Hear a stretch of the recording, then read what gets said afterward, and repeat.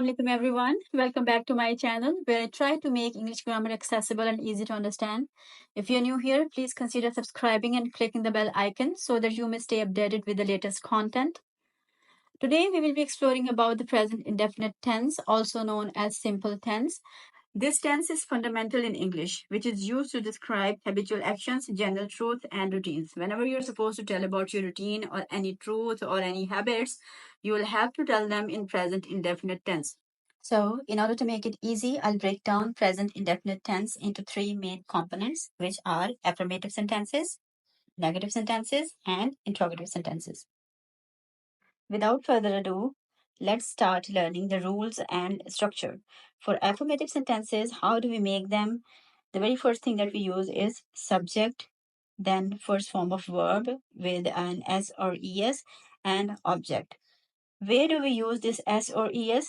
S or ES is used only with the singular subject. When your subject is going to be singular, only then you are going to add this S or ES with the verb. So let's have a look at the example. She walks to school. She is a singular here. That's why we used S with the walk. Walk is a verb. So that's why we used S with the verb. So how we will make it? She walks to the school. And when it comes to the plural ones, how do we make them? They walk to the school. We do not use an additional S or ES with the plural ones.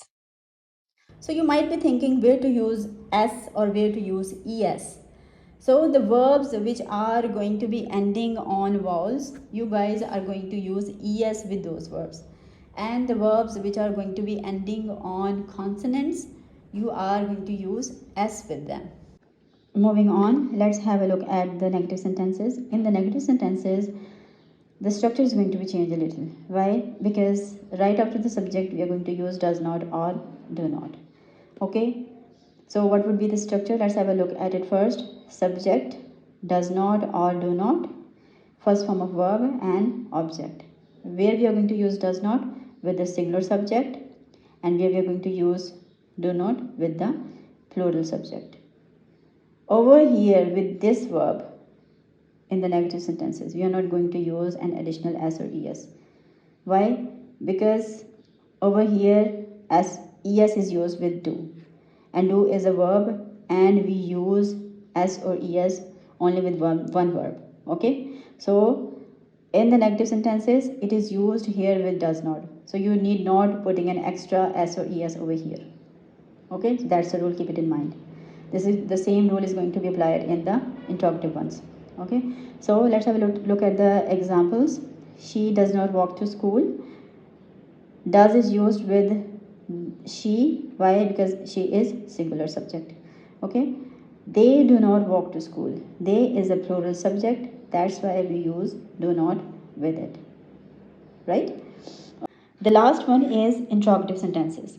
In this one, we will be using do or does in the beginning, and the structure of the sentence will stay the same. Okay, and in the end, we are going to use a question mark.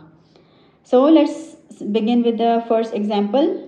Does she walk to school? Why did we use does over here? Because she is a singular subject. Okay, and the next one is do they walk to school? Why do we use do here? Because they is a plural subject. So let's have a quick recap. In the affirmative sentences, the structure is subject, first form of verb with an additional S or ES, and object. Okay. In the negative ones, subject, do not or does not, plus first form of verb and object. And in the interrogative ones, this do and does come in the beginning, then subject, then first form of verb, and then object. I am sure there is no confusion left. For further clarity, I have written for you the singular ones and the plural ones. The singular subjects are he, she, it, or a name of a person, thing, or place. And the plural subjects can be I, we, they, you, or it may be the things that are more than one. Okay, it can be people more than one, things more than one, places more than one. Okay, so if these are going to come, you are not going to use additional S or ES with the verb, and if they are singular, and these are going to come in your sentences. What you're going to do, you're going to use an additional s or es with the verb.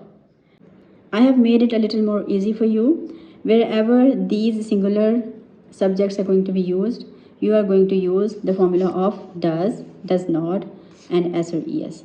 Okay? And wherever these plural subjects are going to come, you guys are going to use do, do not, and first form of verb only.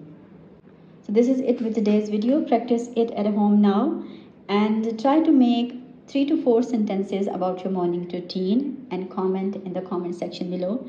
I will have a look at them and will definitely reply to you. Till I make the video for the next tense, stay tuned. Allah Hafiz.